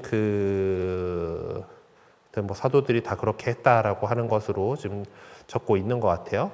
그리고 십자가에 못 박히시다라는 표현을 코린토전서 1장 13절에 23절에서 이렇게 볼 수가 있고, 죽임을 당하다라는 표현을 마르코복음서 8장 31절, 그게 칸이 안 맞죠? 네, 안 고쳐놨을 거예요. 자, 십자가에 못 박히시다가 한 문장이 뒤로 밀린 거기 때문에 고린도전서하고 연결시켜 놓으시면 되고, 죽임을 당하다는 마르코 복음하고 연결해 놓으면 되고, 묻히다라는 표현은 고린도전서 15장 4절하고 연결해 놓으시면 되겠습니다. 자, 부활에 관한 표현들에서는 다시 살아나셨다라는 동사, 그리고 그것이 테살로니가전서 4장 14절에 나온다라고 하고, 되살아나셨다는 표현 로마서 4장 25절과 고린도전서 15장 4절에서 이렇게 표현이 나오고 있고, 영으로는 다시 생명을 받다라는 표현이 베드로전서 3장 18절, 그리고 살아나시다라는 표현이 로마서 14장 9절에 있고요. 나타나시다라는 표현이 코린토전서 15장 5절에 나오고, 나타나시다와 보이시다라고 하는 이제 그 두 동사가 티모테오 전서 3장 16절에 이렇게 나오고 있습니다. 어쨌든 사도 바오로는 복음 선포의 본질적인 부분들을 설명하기 위해서 이 도표에서 볼 수 있듯이 여러 가지 다양한 동사들을 사용을 하고 있습니다. 근데 사도 바오로 것만 있지가 않은 거 보니까 신약 성경의 저자들이 열심히 이렇게 썼다라고 이렇게 이해를 해도 되겠죠. 나아가 그런 동사들에다가 뭐뭐와 함께라는 전치사를 덧붙여, 왜냐하면 서양말은 그 동사가 있고 그 동사를 뒤에서 꾸며주기 위해서 전치사를 사용해서 이렇게 사용을 그렇게 하죠. 위드에 영어 위드에 해당하는 겁니다. 함께라는 전치사 덧붙여서 그리스도교 신자들에게 적용시키고 있습니다. 대표적인 예로, 그래서 우리가 그리스도와 함께 죽었으니 그분과 함께 살리라고 우리는 믿습니다 라는 거예요. 바오로가 뭐뭐와 함께라고 하는 전치사를 사용하는 것은 그리스도교 신자들 역시 그리스도와 같이 또 그리스도처럼 구원 행위의 단계를 거쳐야만 한다라는 것을 가르쳐주기 위해서입니다. 뒤에도 나오겠지만은 그 예수님께서 겪으셨던 고통과 그 고난과 순환 이런 것들 없이 그냥 영광만을 차지하려고 하는 것은 안 되는 거잖아요. 우리 역시 마찬가지예요. 그래서 그런 것들을, 그러니까 예수님께서 그러셨던 것처럼 우리 제자들인 그리스도인들도 그것들을 그리스도께서 걸으셨던 삶의 여정을 그대로 따라 살아야 한다라는 것입니다. 이런 내용을 사도 바오로는 연대성이라고 하는 개념으로 표현한 것이고, 또 고대의 서양들은 그리스도를 본받기라는 말로 표현하기도 했습니다. 고대까지 가는지는 잘 모르겠지만은 그리스도를 본받기, 준주 성범이라고도 하는 그 책의 제목이죠. 그 직역하면 그리스도 본받기. 근데 준주 성범을 쓰기 전에도 보통 그런 것들, 그리스도를 이제 모방하려고 하는 그런 모습들은 계속해서 초대교회 때부터 있었던 거기 때문에 고대 성현들이라고 얘기를 한 것 같습니다. 자, 아래에 열거하는 성경 구절들을 찾아서 옮겨 적으면서 연대성에 관한 표현들을 표시해 보세요. 다시 말해서 그리스도교 신자들이 그리스도와 함께 해야 할 삶이 어떤 식으로 표현되고 있는지를 찾아보라라는 겁니다. 그러면 의미를 분명하게 알아들을 수 있을 것 같다라고 하면서 첫 번째 그룹으로 로마서 6장 8절에 있습니다. 그래서 우리가 그리스도와 함께 죽었으니 그분과 함께 살리라고 우리는 믿습니다 라는 게 이제 6장 8절의 내용이고요. 콜로새서 2장 20절은 여러분은 그리스도와 함께 죽어 이 세상의 정령들에게서 벗어나면서도 어찌하여 하고 쭉 나오는데, 중요한 것은 왠지 함께 죽어일 것 같기 때문에 저기만 일단 적어놨습니다. 그리고 티모테오 전서라고 표시되어 있는데, 티모테오 전서의 2장 11절에 가보게 되면은 여자는 남자에게 순종해야 합니다. 그 내용이에요. 그래서 지금 이 맥락상 이것은 티모테오 후서다. 티모테오 후서 2장 11절에는 이 말은 확신합니다. 우리가 그분과 함께 죽었으면 그분과 함께 살 것이고, 지금 함께 얘기하고 있잖아. 그렇죠? 함께 얘기하고 있는 거니까 저게 맞을 겁니다. 이 티모테오니까 그거 1 적혀 있는 거 바꿔주시면 되겠습니다. 자, 그래서 공통적으로 나오고 있는 것들이 그리스도와 함께 죽었으니, 그리스도와 함께 죽어 그분과 함께 죽었으면 뭐인데, 그 동사는 뭐죠? 여기서 죽었다라는 거죠. 죽었으면 죽었으니까 죽다라고, 죽다. 핵심적인 행위는 죽다라고 할 수가 있습니다. 첫 번째 이 그룹들에서는. 그래서 뒤에 세례에 관련된 것들도 좀 나오긴 하는데, 기본적으로 우리 지금은 한국에는 시설이 없기 때문에 세례를 줄 때 이마에다가 물을 부어가지고 씻는 예식을 하잖아요. 그렇죠? 이마에 물을 쭉쭉 흘려내려가지고 씻는 예식을 하는데, 천주교회도 세례를 침례로 할 수 있습니다. 그리고 원래의 세례는 침례였죠. 예수님께서도 세례 받을 때 요르단강에 가서 세례를 받았잖아요. 물에 북 하고 담그는 겁니다. 침례가 이제 기본적으로 세례의 그건데, 박해 시대 때 이제 강가에 가가지고 침례를 하고 있으면은 나 잡아가라라고 되게 광고하는 꼴이죠. 네, 그렇기 때문에 이제 왜 카타콤바 같은데 막 숨어서 지내는데 이렇게 물을 받아놓고 뭐 자시고 할 그게 안 되는 상황이다 보니까, 그래서 죄를 씻는다라고 하는 그 의미에서 씻는 예식으로 이렇게 이마에 물을 붓는 그런 것으로 간소화되었고, 이제 그렇게 되는데, 어쨌든 이 세례를 침례로 이제 하게 되면은 물 속에 이제 잠기잖아요. 근데 이 앞으로 밀어넣는 게 아니라 뒤로 이러 넘어가거든. 그래서 꼴꼴꼴 하면은 이제 이건 죽을 것 같잖아, 그치? 물이 많으면은 사람은 죽어요, 그렇죠? 네. 헤엄을 아마 잘 친다고 하더라도 물 밖으로 나오지 않으면 저체온증으로 죽고 말아요, 그렇죠? 아니면은 꼬르륵 해가지고 이제 직사에서 죽거나 그렇게 하게 되는데, 그러니까 이 물이 많다. 물은 되게 두 가지 이미지를 갖고 있습니다. 이제 죽음과 생명을 다 갖고 있어요. 자, 근데 이제 세례에서의 그거는 이제 물 속에 잠기면서 이전에 나는 죽는 거예요. 예수 그리스도께서 십자가에 돌아가셔서 죽어서 묻히신 것처럼 내가 물 속에 가라앉으면 죽고, 이제 그러면은 세례를 집전하는 신부님이 건져 올려요. 그죠? 이제 건져 올리면서 일으켜 세워지는 거예요. 예수님과 함께 부활하는 거예요. 그게 이제 침례의 좀 그런 이미지가 좀 더 잘 나옵니다. 어쨌든 죽었다라고 하는 것은 이제 우리 또 세례를 통해서 이제 예수 그리스도와 함께 이전에 나는 죽은 거고, 물에서 건져 올려지면서 부활한 거예요. 그리고 우리 교회를 갖다가 배의 이미지로 많이 얘기를 하죠. 제자들한테 처음 부르시면서 너희는 사람 낚는 어부가 되게 할 거다라고 사람을 그래서 우리 사람이 바다에 빠지면 허우적대고 있으면은 빨리 건져 올리지 않으면 죽잖아요, 그렇죠? 그래서 죽음의 바다에서 허우적대고 있는 사람들을 건져 올리는 그런 표현으로 교회 공동체를 배로 표현합니다. 그래서 구원이라고 하는 안전한 항구를 향해서 가는 배예요. 그래서 우리 본당도 구조물이 배 안에 있는 것처럼 그 배에 있는 용골들의 모양을 표현을 해놓은 거예요. 이 건축 모양들 저런 거 괜히 그냥 장식이 아니고 배라고 하는 것들을 좀 표현을 하고 있는 겁니다. 좀 세긴 했는데 다시 또 교재로 돌아가서 다른 이미지들도 한번 보도록 하죠.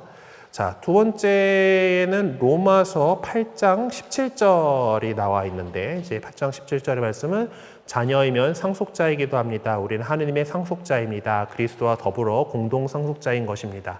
또 여기 함께 하는 거죠. 다만 그리스도와 함께 영광을 누리면 그분과 함께 고난을 받아야 합니다라는 것이죠. 그래서 우리가 함께 영광을 누리게, 부활을 맞이할 거니까 함께 부활의 영광을 이제 누릴 것인데, 그러기 위해서는 그분과 함께 고난을 받아야 한다라는 이야기를 하고 있죠. 그래서 여기서 핵심적인 행위는 영광을 누리는 것과 고난을 겪는 것, 고난을 겪는 것을, 이 두 가지를 로마서 8장 17절에 나오는 부분에서 볼 수가 있습니다. 자, 세 번째 그룹으로 제시하고 있는 로마서 6장 6절과 갈라티아서 2장 19절인데, 로마서 6장 6절인데 내 8절을 왜 적어놨지?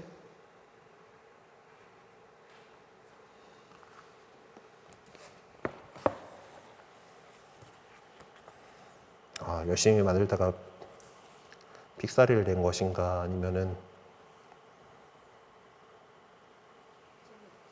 6장 6절에 내가 안 바꿔놨군요. 글자를 앞에서 베껴 쓰면서 6장 6절 내용 맞네요, 그렇죠? 네, 6장 6절인데 네, 6장 6절. 네, 우리는 압니다. 우리의 옛 인간이 그분과 함께 십자가에 못 박힘으로써 죄의 지배를 받는 몸이 소멸하여 우리가 더 이상 죄의 종노릇을 하지 않게 되었습니다. 라고 하는 말씀인데, 그리고 갈라디아서 2장 19절은 이제 나는 하나님을 위하여 살려고 율법과 관련해서 이미 율법으로 말미암아 죽었습니다. 나는 그리스도와 함께 십자가에 못 박혔습니다. 라고 하는 건데, 이렇게 아까 지금 계속 함께 해서 연대성에 관련된 거잖아요. 그러면 그리스도와 함께라, 그분과 함께 하고 돼 있는 것들이 십자가에 못 박힘, 그분과 함께 십자가에 못 박힘으로써 그리스도와 함께 십자가에 못 박혔습니다라고 하는 그런 내용들이겠죠. 그러니까 여기서 이 세 번째 그룹에서는 십자가에 못 박히다라는 그 행동, 그 십자가에 못 박힘이라고 하는 것으로 적어두시면 되겠습니다. 자, 네 번째 그룹으로 로마서 6장 4절 그리고 콜로새서 2장 12절의 내용인데요. 과연 우리는 그분의 죽음과 하나 되는 세례를 통하여 그분과 함께 묻혔습니다. 그리고 여러분은 세례 때 그리스도와 함께 묻혔고 그리스도를 죽은 이들 가운데서 일으키신 하나님의 능력에 대한 믿음으로 그리스도 안에서 그분과 함께 되살아났습니다. 근데 위에 거와 아래 거에서 공통된 부분들을 찾아야 되겠죠. 그렇죠? 함께 묻혀서 그리스도와 함께 묻힌 거를 이제 이 두 구절에서 볼 수가 있겠어요. 그래서 여기서 힘적인 행위는 묻히다라는 단어입니다. 아까 뭐 세례 그 설명드린 것처럼, 그러니까 그 이전에 세례받기 이전에 나는 죽어서 물속에 가라앉는 그것이 그 그리스도처럼 그 십자가 못 박혀 돌아가시고 묻히셨으며를 세례 그 침례 안에서 표현을 하고 있는 거고, 그렇기 때문에 우리 죽음과 하나 된 세례를 통하여 그분과 함께 묻혔습니다라고 이야기를 하는 겁니다. 물론 그 이미지 자체는 씻는 그 예식에서도 마찬가지이긴 하죠. 물 속에 우리는 그 죽어서 묻혔다. 그리고 다시 우리 그리스도인으로서 새로운 품위로 부활한 그리스도로서 하얀 옷을 입히는 예식이 있잖아요. 그 다음에 이제 이게 이 침례로 했으면은 물 때문에 옷이 다 젖잖아요. 그래갖고 이제 그러면은 데리고 들어가가지고 옷 갈아입혀서 나와요. 그러면서 이제 하얀 옷으로 이렇게 갈아입혔던 것에서 흰 옷을 입히는 예식 부분이 있는데, 지금은 이제 보통 미사포 씌워주는 걸로 이렇게 대신을 하고 있긴 하지만은, 이제 침례의 어떤 원래의 세례의 그 시스템 안에서 보면은 이렇게 해가지고 물에 옛날에 입고 있던 옷이 다 젖었잖아. 이제 그래서 이제 데리고 나가가지고 이제 닦아주고 이제 옷 갈아입혀가지고 이제 계속 이어져 나가는 게 흰 옷을 입히는 예식입니다. 그래서 그렇게 오늘 묻혔고 다시 부활하신 예수님과 함께 가는 거죠. 네. 그리고 그 다음 거 봅시다. 다섯 번째 그룹은 코린토전서 4장 14절. 주 예수님을 일으키신 분께서도 우리를 예수님과 함께 일으키시어, 왠지 일으키다일 것 같은. 자, 콜로새서 2장 12절에서도 그리스도를 죽은 이들 가운데서 일으키신 하나님 능력에 대한 믿음으로 이런 게 나와 있고, 그 다음에 에베소서 2장 6절에서도 하나님께서는 그리스도 예수님 안에서 우리를 그분과 함께 일으키시고라고 이렇게 되어 있습니다. 그래서 여기에서 핵심적인 행위들, 이제 예수님과 함께 일으키셨고 그분과 함께 되살아났습니다. 그분과 함께 일으키시고 되는데, 되살아나셨다가 콜로새서 같은 경우는 요게 있죠. 근데 되살아나는 거는 하느님께서 일으키신 것 때문에 가능한 거죠. 되살아나다라고 하지만은, 그래서 여기서의 어떤 핵심적인 그것은 일으키다라고 하는 단어로 이렇게 적어두시면 되겠습니다. 자, 여섯 번째 그룹으로 콜로새서 2장 13절에 이제 여러분은 잘못을 저지르고 육의 할례를 받지 않아 죽었지만 하나님께서는 여러분을 그분과 함께 다시 살리셨습니다. 그분께서는 우리의 모든 잘못을 용서해 주셨습니다. 라는 내용이 있고, 에베소서 2장 5절은 잘못을 저질러 죽였던 우리를 그리스도와 함께 다시 함께 살리셨습니다. 여러분은 이렇게 은총으로 구원을 받은 것입니다. 자, 여기서 그분과 함께 하고 이어지는 것이 함께 그분과 함께 다시 살리셨습니다. 또 우리를 그리스도와 함께 살리셨습니다. 그러면 이 행동은 뭡니까? 살리다겠죠. 살리다. 자, 7번째 그룹으로 제시되어 있는 거 테살로니가 전서 5장 10절에 여기 또 1 빼먹었구나. 테살에 5장 10절에는 그리스도께서는 우리가 살아있든지 죽어있든지 당신과 함께 살게 하시려고 우리를 위하여 돌아가셨습니다 라는 표현이 있고요. 여기도 빼먹었네. 코린토 후서 13장 4절에 우리도 그리스도 안에서 약하지만 여러분을 대할 때에는 하느님의 힘으로 그리스도와 함께 살아있을 것입니다 라는 말씀이 있고요. 그리고 로마서 6장 8절에는 우리가 그리스도와 함께 죽었으니 그분과 함께 살리라고 우리를 믿습니다. 6장 8절은 아까도 나왔는데 여기서 다른 부분을 얘기를 하고 싶은 거겠죠.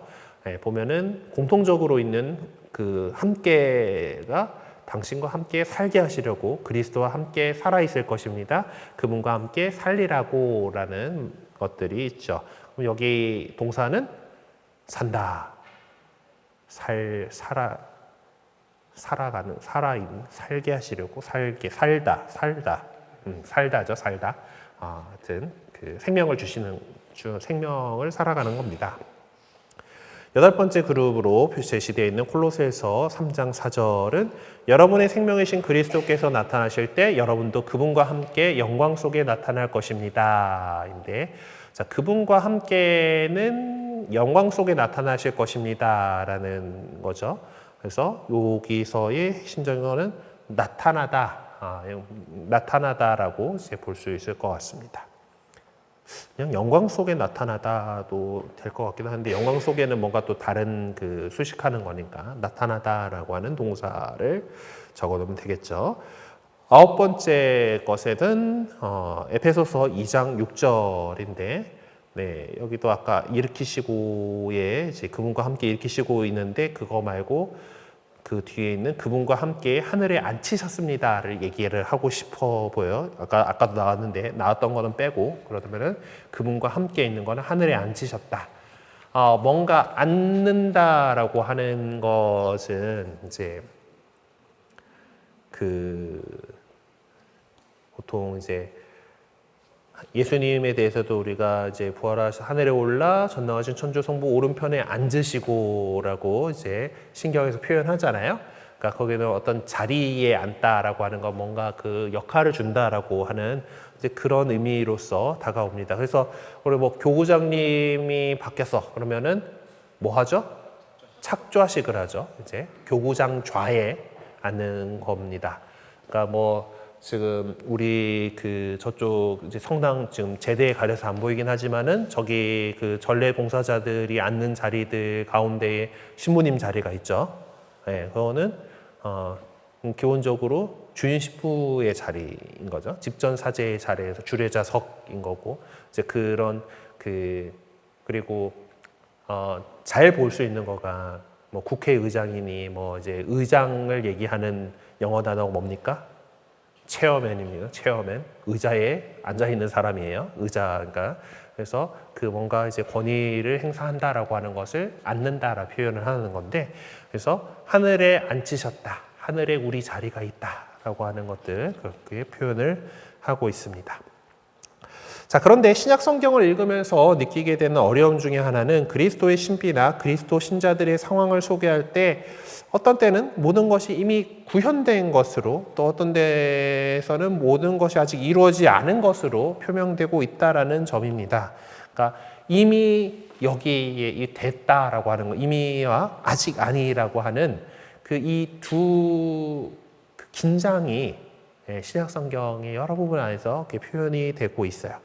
사실 우리도 그렇죠. 하나님 아버지의 나라가 예수 그리스도를 통해서 이 세상에 오셨고 우리는 그 하나님 나라를 살아가는 사람들로서 이렇게 살아가려고 하는데 현실은 시궁창이죠. 여전히 우리는 부족한 존재들이고 죄 저지르고 살아가고 여전히 세상에는 눈물과 고통이 있고 그렇지만은 그래도 하나님 나라를 만들어 가기 위해서 우리 그리스도인들이 열심히 살아가고 있는 겁니다. 그런데 이 긴장감들은 여러 군데에서 계속 이제 신약 성경의 표현들 안에서 많이 쓰이고 있고 특히 바오로 서간들에 많이 나오고 있습니다. 그러니까 이 표현 여러분은 거룩합니다. 그러니 거룩하게 되십시오. 거룩한데 왜 거룩하게 되라는 거야? 막 이제 이런 거 하지만은 이미 거룩해졌지만은 또 계속 거룩해지려고 해야 된다라고 하는 그 것들이 나오는데, 이 표현들은 우리 믿는 사람들을 훈계할 때 더 열심히 믿어라고 얘기할 때 그 사용하는 표현인데, 그런 긴장감, 이미 여기와 아직 아니라고 하는 이 둘 사이의 긴장감을 볼 수 있는 구절들을 보자라고 하는 거. 196페이지는 함선이 넘어가면은 아래의 성경 구절들을 찾아 옮겨 적으면서 이미 여기와 아직 아니의 의미를 지닌 것을 표시를 해보라라고, 무엇이 우리를 그런 긴장감 속에 살게 하는지를 알 수 있을 것이다라고 했는데, 빠르게 하기 위해서 앞에 나왔던 본문도 있고 새로 나온 본문도 있는데 대충 표시를 해봤어요. 그래서 로마서 6장 8절, 그래서 우리가 그리스도와 함께 죽었으니 그분과 함께 살리라고 우리를 믿습니다. 자, 죽은 거는 과거의 일이죠. 죽었어요. 예수 그분과 함께 죽었고 세례받으면서 죽었다라고 얘기를 하니까. 그리고 그분과 함께 살리라고 우리 믿습니다. 살아 있긴 하지만은 좀 참된 생명, 우리가 이 세상 살이를 마치고 나서 얻게 될 영원한 생명에 대해서 믿고 있잖아요. 자, 그렇게 그분과 함께 살리라고 우리를 믿습니다. 그분이 영원히 살아가신, 세상 끝날까지 우리가 함께 하시겠다고 하신 그분께서 영원히 살아계신 분이기 때문에 그 영원한 삶으로 우리도 함께 살 거다라고 믿는다는 거, 이거는 아직 안 이루어진 거죠. 그렇죠? 자, 그리고 콜로새서 2장 20절 같은 경우는 여러분은 그리스도와 함께 죽어서 이 세상의 정령들에게서 벗어나면서도 어찌하여 아직도 이 세상에 살고 있는 것처럼 규정에 얽매여서 어쩌고저쩌고 하고 나가는 구절인데요. 21절까지 가지 문장이 끝나긴 해요. 어쨌든 그리스도와 함께 죽어서 이 세상의 것들에서 벗어났어요. 하지만은 여전히 사실 우리 생각하면은 이 세상에 발디디고 살고 있고 세상의 많은 것들에 영향을 받고 살고 있어요. 그런 그러니까 벗어난 것은 벗어났다고 이미 얘기를 했지만 여전히 완전히 벗어나는 거는 아직 아니 된 것 같은 이제 그런 긴장감이 있는 그런 구절이다라고 할 수가 있겠죠. 티모테후서 2장 11절, 이 말은 확실합니다. 우리가 그분과 함께 죽었으면 그분과 함께 살 것이고, 자, 죽었으면은 그래요. 우리 죽었으니까 이제 살 거다라는 확신을 얘기를 하는 건데, 죽었으면 그분과 함께 살 것이다라고 하는 것에서 이미 이루어진 것과 아직 아니 된 것들이 좀 긴장을 주고 있죠. 로마서 8장 17절은 자녀이면 상속자이기도 합니다. 우리는 하느님의 상속자입니다. 그리스도와 더불어 공동 상속자인 것입니다. 자, 다 물려받은 사람들, 다 받은 사람들이다라고 받기로 정해진 사람이죠. 사실 상속자는 상속을 받아야지 상속을 받을 사람이다라는 거니까. 자, 그렇지만은 그 영광을 누리려면, 그리스도와 함께 영광을 누리면 그분과 함께 고난을 받아야 합니다라고 이야기하는 장면에서, 자, 우리가 하나님 나라를 차지할 거다라고 하는 그 확신을 갖고 있으면서도 아직 하나님 나라에 들어간 거는 아니니까 이제 그 긴장들이 있는 것이고, 그리고 그 영광에 들어가기 위해서는 우리가 지금 고난을 받아야 한다라고 하는 이야기를 하고 있습니다. 자, 그 다음에 코린토 후서 4장 14절은 주 예수님을 일으키신 분께서 우리도 예수님과 함께 일으키시어 여러분과 더불어 당신 앞에 세워주시리라는 것을 알고 있기 때문입니다. 자, 주 예수님을 일으키신 사건, 십자가에 못 박혀서 돌아가셨다가 부활하신 사건으로서 이미 이루어진 거죠. 이미 이루어진 것이지만은 우리도 그분과 함께 일으키셔서 그분 앞에 세워주실 것이다. 당신 앞에 세워주실 것이다 라고 하는 것, 당신 앞이라는 건 하느님 아버지 앞이니까 하나님 나라라고 얘기할 수 있는 거잖아요. 그렇죠? 그것은 아직 아니 이루어진 상황이죠. 우리는 여전히 이 지상에 살고 있으니까. 네, 그래서 이미와 아직 아니의 모습을 또 볼 수 있는 그런 부분입니다. 콜로새서 3장 1절은 그러므로 여러분은 그리스도와 함께 다시 살아났으니 저 위에 있는 것을 추구하십시오. 거기에는 그리스도께서 하나님 오른쪽에 앉아 계십니다. 자, 예수님께서 부활하시고 승천하셔서 하나님 오른편에 앉아 계시다라고 하는 건 우리가 믿음으로 있고, 그리고 그것은 이루어진 일이죠. 이미 여기 이루어진 일입니다. 자, 그리고 우리가 그리스도와 함께 다시 살아난 것, 세례성사를 통해서 이전에 내가 죽고 그분과 함께 부활해서 다시 살아났어요. 그래서 그러면은 이제 우리는 아직 지상에 있지만은 하나님 나라를 추구해야 된다는, 저 위에 있는 것을 추구하십시오. 네, 저 위에 있는 것은 아직 아닌 거죠. 그리고 저 위에 있는 하느님 나라가 이 세상에 오셔서 하느님 아버지의 뜻이 하늘에서와 같이 땅에서도 이루어지게 하소서라고 우리 늘 기도하는 것처럼 이 세상도 하느님 나라로 바꾸려고 하는 것이 우리 그리스도인들입니다. 데살로니가전서 5장 10절에는 그리스도께서는 우리가 살아있든지 죽어있든지 당신과 함께 살게 하시려고 우리를 위하여 돌아가셨습니다. 그리스도께서 우리를 위하여 돌아가신 것은 이미 있었던 일이죠. 이미 있었어. 그런 일을 하셨지만 그것이 우리가 살아있든지 죽어있든지 당신과 함께 살게 하시려고, 그분께서 부활하신 그분께서는 영원히 사시는 분이기 때문에 우리도 당신과 함께 살게 하시려고 하는 것은 지금도 그렇게 살아가고 있지만은 우리가 영원한 생명으로 들어가는 아직 이루어지지 않은 것이기도 한 거죠. 아직 아니이기도 합니다. 콜로새서 3장 3절에서 4절 여기 보면 여러분은 이미 죽었고 여러분의 생명은 그리스도와 함께 하나님 안에 숨겨져 있기 때문입니다. 여러분의 생명이신 그리스도께서 나타나실 때 여러분도 그분과 함께 영광 속에 나타날 것입니다. 라고 나와 있는데, 우리가 죽은 것은 세례성사를 통해서 이미 죽었지만은 그 영광이 아직 드러난 것은 아니고 그것이 그 하나님 안에 숨겨져 있다. 그리스도와 함께 하나님 안에 숨겨져 있다라고, 그 참된 생명이 그렇게 돼 있다라고 얘기를 하는 거죠. 그리고 그것이 그리스도께서 나타나실 때 우리의 참된 생명, 우리의 생명도 그분과 함께 영광 속에 나타날 것입니다라고 하는 것이 부활 신앙의 그 믿음입니다. 그러니까 이미 여기와 아직 아니라고 하는 표현은 사실 전문적인 신학적 표현으로 그리스도교 신자들의 역설적인 삶의 현실을 잘 표현해주고 있습니다. 사실 세상에서 살아가지만은 우리 하나님 나라를 더 높은 곳을 추구하고 있는 것이고, 그리고 이 세상에서 또 우리가 다스리는 그 안에서 하느님의 뜻, 예수 그리스도의 사제직, 예언자직, 왕직을 살아가는 우리들이죠. 그런 것은 긴장감 속에 복음적인 삶을 살아가려고 하는 노력 속에서 이제 있습니다. 이 노력은 분명하고도 확고한 희망 속에서 그 토대를 두고 있습니다. 바로 예수님께서 부활하신 것처럼 우리도 부활할 거다라고 하는, 영원한 생명에 참여할 것이다라고 하는 그 믿음의 희망의 토대 속에서 이루어지는 것이고, 그렇게 어떻게 보면은 우리 믿는 사람들은 특권을 향유하고 있는 사람들이다라고 할 수 있는 것이죠. 우리 그리스도교 신자들은 이 믿음의 삶을 통해서 그리스도와의 연대성을 확인해 갈 뿐만 아니라 그리스도께서 베푸시는 구원의 유익을 얻으면서 살아가고 있습니다. 그리스도교 신자들은 특별히 그러한 역설적이고 긴장된 삶을 교회 공동체 안에서 구체적으로 살아가고 있는데, 우리가 교회 공동체 안에서 행하는 어떤 의식들이 그러한 삶을 반영해 주고 있는가? 라고 이렇게 질문하고 있는데, 우리가 함께 행하는 의식은 뭡니까? 전례죠. 미사와 이제 기도라고 하는 전례라고 하는 말은 그리스도교 신자들, 신자 공동체가 함께하는 공적인 예배 행위입니다. 그러니까 개인적으로 하는 기도드리고 하는 찬미하는 것은 하나님께 예배 드리는 거긴 하지만은 공적인 예배는 아니죠.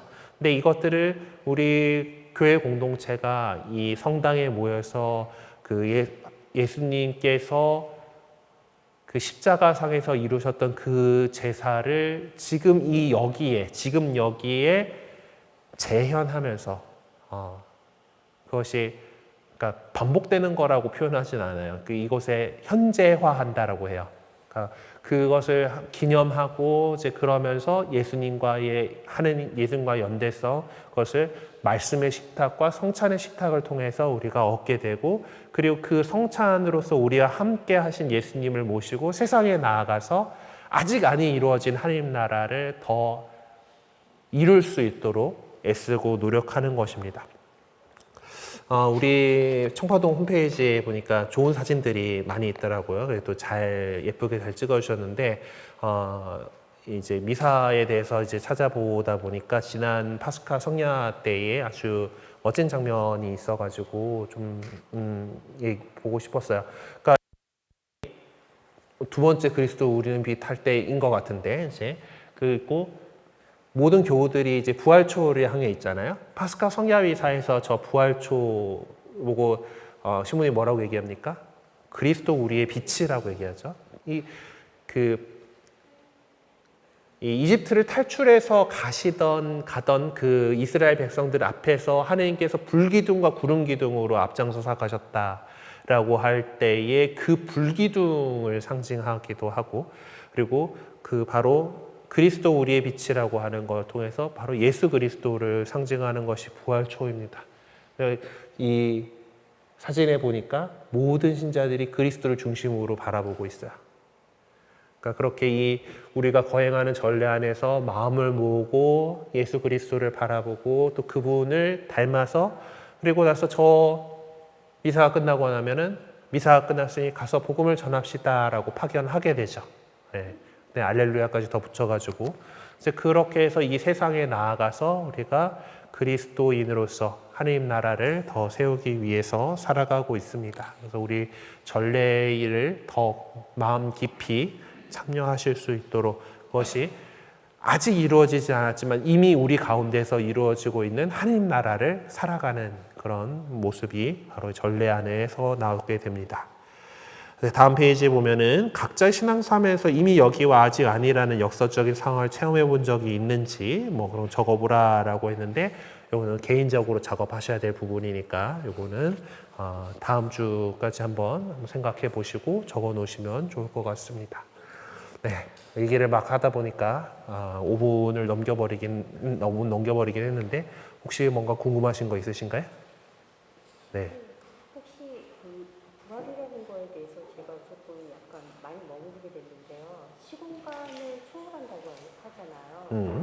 그게 약간 부활의 의미, 그러니까 뭐 이제 살리시는 거긴 하지만 그게 시공간을 초월한다는 카이로스의 그 시간하고 이미지가 네. 근데 시간에 대해서 카이로스와 크로노스까지 어디 들어보신 것 같은데, 하느님의 그 시간 개념들은 우리가 갖고 있는 시간 개념인 크로노스와는 다른 부분에서의 카이로스다라고 얘기를 하죠. 이제 그런 거 안에서 이 부활이 갖고 있는 그 의미는 정말 그것들을 우리의 그 크로노스에서 이제 더 카이로스로 이제 하느님의 시간으로 이렇게 초월해 나가는 그런 모습일 겁니다. 그걸 우리가 같이 늘 기념하고 함께 하는 것이 미사 성제이고, 그리고 작은 부활인 우리 주일이죠. 주일은 언제나 부활의 기쁨을 살아가는 날이니까 또 그렇게 해가지고 이 기쁨을 가지고 그리고 이 희망을 가지고 세상에서 우리 잘 살아나갔으면 좋겠습니다. 그래, 오늘 여기까지 하도록 하겠습니다. 하나님께 영광 드리면서 이 시간 마치겠습니다. 성부와 성자와 성령의 이름으로 아멘.